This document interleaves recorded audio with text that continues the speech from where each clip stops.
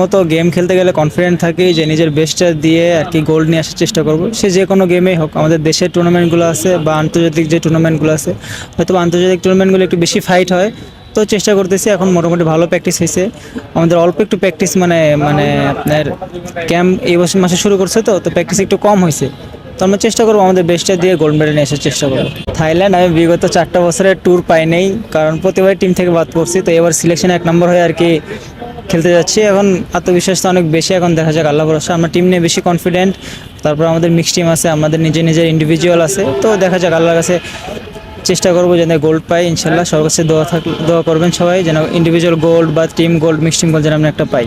আলহামদুলিল্লাহ, আমাদের প্রিপারেশনটা খুবই ভালো। তো লক্ষ্য থাকবে যে ভালো কিছু করার, তো ভালো কিছু করলে অবশ্যই ভালো একটা রেজাল্ট হবে।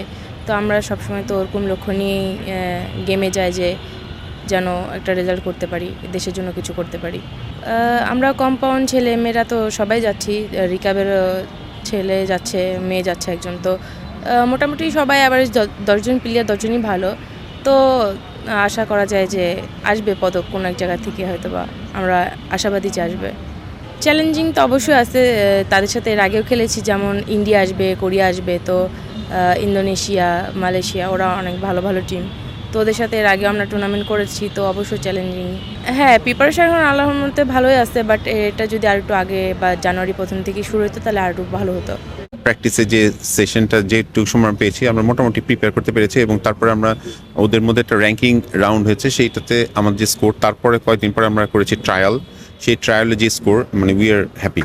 আমরা যদি এই স্কোরটাই শুধু ইফ উই ক্যান পারফর্ম, যদি টুর্নামেন্টে যদি আমরা এটাকে পারফর্ম করতে পারি, 2টা থেকে 3টা মেডেল এক্সপেক্ট করতেছি, এবং একটা গোল্ড হয়তো, it depends on the archer, but we are expecting একটা গোল্ড হয়তো হইতেও পারে আর কি। এশিয়া কাপগুলিতে আমাদের সবসময় জোর থাকে এই কারণে যে এখানে আমাদের কম্পিটিশনটা বেশ ভালো হয়, এবং এখানে we have the possibilities to get some medals. আমি হোল টিম আমরা পাঠানোর সামর্থ্য পেয়েছি, স্পন্সর পেয়েছি, এবং তাদের মধ্যে উদ্দীপনা দেখেছি, তাদের যে স্পিরিট। আমাদের যে এশিয়ান আর্চারি প্রেসিডেন্ট যিনি ছিলেন আমাদের কাজী রাজিবউদ্দিন আহমেদ, উনিও কমিটমেন্ট করেছেন। আমাদের আর্চারি ফেডারেশন বাংলাদেশ, আমরাও কমিটমেন্ট করেছি। আমরা বলেছি তোমরা যদি একটা করে মেডেল আনো, $1000 ইয়োর রিওয়ার্ড। এটা একটা ইন্সপিরেশন। আগে এই ধরনের সুযোগ ছিল না। আমরা কিন্তু আজকে তাদেরকে ইন্সপায়ার করে নিই, ওরাও আমাদেরকে সাহস যোগাইছে। তা ওরা আমাদের মডেল। ওদেরকে দেখে সারা বাংলাদেশে আমরা যেটা ঈদের পর থেকে সরকার যেটা চাচ্ছে, আর্চারিকে একটা পর্যায়ে নিয়ে যাওয়া, সেখানে এটা একটা রোল মডেল প্লে করবে। আমরা আশাবাদী তো বটেই।